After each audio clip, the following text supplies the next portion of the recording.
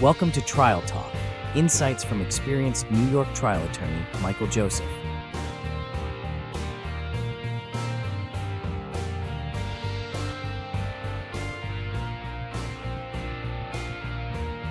Hello and welcome to Trial Talk with experienced attorney Michael Joseph. With over 20 years of experience in personal injury, commercial litigation, and criminal defense, Michael is committed to social and economic justice. I am your host, Kevin Rosenquist, and today we're going to talk about stolen cars, navigating legal claims after an accident. Michael, welcome back. Thanks for having me. So let's start with the basics. If I'm injured by a driver of a stolen vehicle, what are the legal implications for the person driving the stolen car? Well, the person driving the stolen car obviously can be arrested, but what you care about is what happens to you. What happens if you're injured by someone driving the stolen car? What you care about is, hey, how am I going to be compensated for this, right? Because what happens with the stolen car is the insurance company washes their hands and says, well, car was not used without authorization. We're not responsible. It doesn't matter how much insurance that car has. So then the question becomes, okay, what do I do if I'm hit by a stolen car?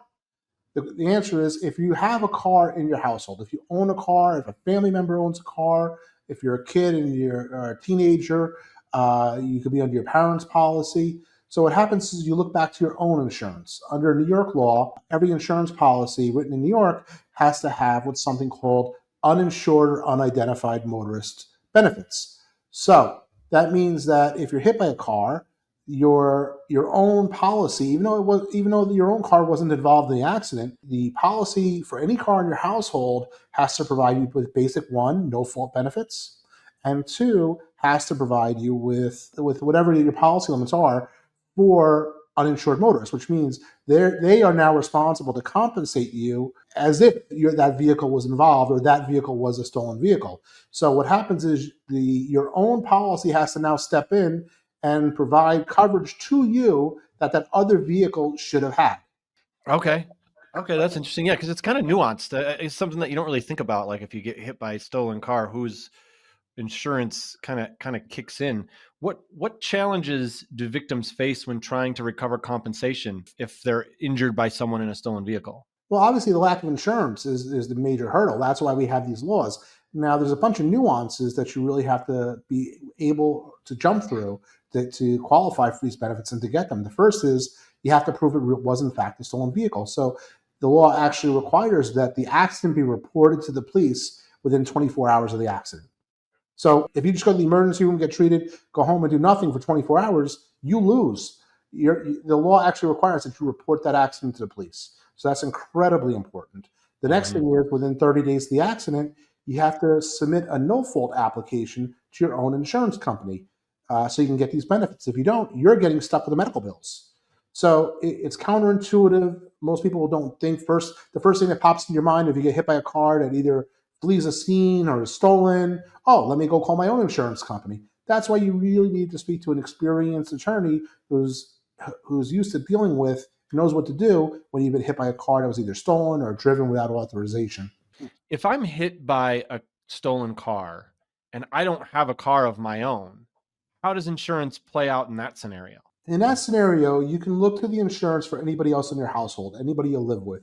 If you live with a roommate, a significant other, a mother, anybody that's part of the household, if they have a car, that insurance is obligated to cover you as a member of the household. Now, in scenarios where, like a lot of New Yorkers who are young, live alone, aren't members of a household, they get hit by a car, what do, right? Well, in that case, the state has a fund. It's called the Motor Vehicle Accident Indemnification Corp, or MVAC for short. What MVAC does is it's a state fund, and it provides a minimum level of benefits to somebody who's injured in an accident because of either a stolen car or a hit and run or an unidentified car. The basic limits are, it basically stands in the place of a basic policy. So it'll provide up to $50,000 in lost wages and medicals, and then an additional $25,000 for pain and suffering. Just like a normal uninsured motorist claim, you have to contact the police within 24 hours of the accident having occurred, and you also have to submit a no-fault application within 30 days, as well as the MVAC form, which is basically an affidavit form. You touched a little bit on this before, but is there a difference in how insurance companies will handle claims involving stolen vehicles compared to, say, a normal accident, but where the driver is operating a legally owned vehicle? Not really. I mean, they treat it as just a claim. and they look at, if the at-fault vehicle was at fault, and what your injuries are. So it really gets evaluated just like a normal case where like that insurance company, for example, is insuring the car at fault. If I'm injured by a stolen vehicle, by hit and run or something like that, what is the general compensation that I can get?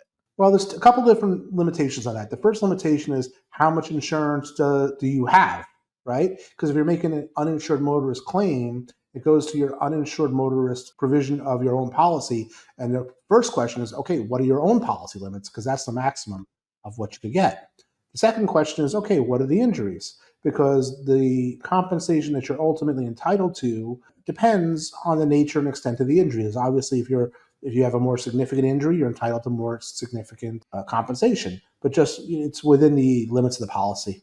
Of your own policy. Correct. Because what happens is obviously is when you're hit by an uninsured vehicle, there's no insurance covering that vehicle, or if it's stolen, it's uninsured because the insurance company's claims. So then the claim has to be filed under your own insurance company with your own uninsured motorist benefit policy.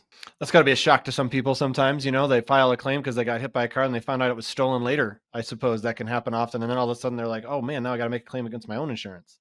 Correct. And again, it's definitely a shock, and a lot of people are actually afraid to go after their own insurance because they, quote unquote, don't want their policies, premiums to go up, right? Yeah, they don't want their premiums to go up or get dropped or something like that. Sure.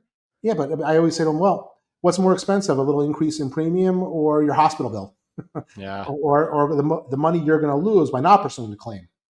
Mm-hmm. So I think you have to, when it comes to benefits, even though you may not necessarily want to file against your own insurance company, you can't be penny wise and dollar dumb. Do you see a lot of these situations? Or are there a lot of times where stolen cars get into accidents like this? We do. We definitely do. We see it more often when there's police involvement, actually, because either they're fleeing the police and they're being careless and they're operating at high speeds, or even police officers themselves. For example, when a police officer makes a stop and they know it's a stolen car, the first thing they do is not the first thing, but a lot of times what they do is they take off. So while the police officer on foot or out of the car trying to stop them, they take off to try and get away.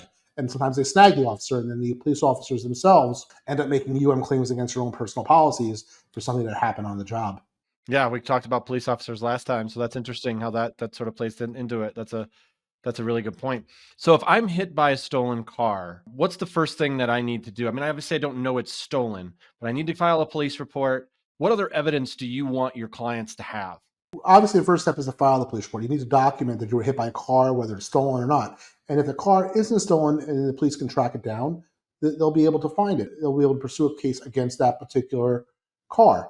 However, even if the car isn't stolen, if it's still a hit and run, the same laws apply. So the benefits, which are uninsured, are also unidentified. So if you get hit by a car that flees, or you're injured in a hit and run accident, you still can go after your own or make a claim against your own insurance company for uninsured or unidentified motorist benefits. So first step is obviously call the police, report it, get proof that it was reported. Second is get your injuries diagnosed so we know what your injuries are. So does the investigation change based on this as far as what you do when it's a stolen car? Is everything pretty much the same as a normal accident that you would investigate? Well, there's definitely a couple of nuances and additional steps for a vehicle that's involved, either an unidentified, a stolen vehicle, or a hit and run, because we have to then go back to the person's insurance and set up a claim with their own insurance company. They have to get the police report. We definitely want to document any contemporaneous injuries with photographs to show there was an impact. There's additional forms that have to be filled out, called a affidavit or uninsured motorist affidavit, or in the case where a person does not have an insurance policy in their house, you have to make a whole application to the Motor Vehicle Accident Indemnification Corp and set up a claim with them. If I'm hit by a stolen car that's being chased by the police, does that change anything, or is that the same process? It's generally the same process. In some cases, we can bring a claim against the police. We've done it for recklessness. If, for example, they're not allowed to pursue at high-speed chase for minor offenses. So if it's a VTL or a vehicle traffic law, all they did was go through a light when it turned from yellow to red, and then there's a high-speed chase, they're not really supposed to do that. If it's a felony level chase, obviously, yeah. Or if it's a felony, if a guy's wanted for kidnapping and murder, yeah, they have to chase high speed. But for a very minor offense, they're not really supposed to chase high speed. So if they're reckless and they create the situation where a car is going at high speed and going over the line and back in oncoming traffic, they can sometimes be held liable for that to a degree.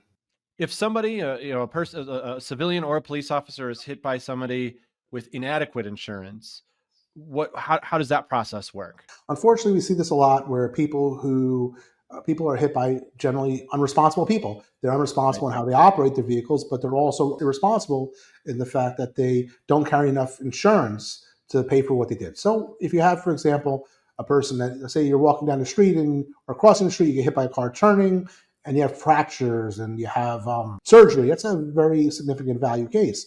But they only have the basic minimum in New York, which is $25,000. What do you do? Well, New York law has an answer for that, and it's called SUM, or Supplemental Underinsured Motorist.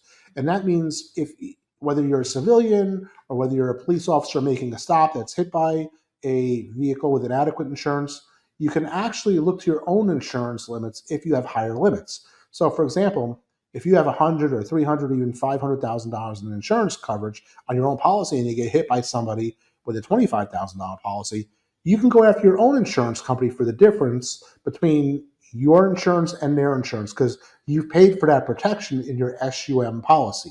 All right. Well, thank you for joining us on Trial Talk with experienced attorney Michael Joseph. To connect with Michael, visit NewYorkTrialLawyers.org. And of course, be sure to like and subscribe to our channel. Always great seeing you, Michael. Thanks so much for your time. Thank you. Thanks for watching. Be sure to hit that like and subscribe button and leave us a review in the comments.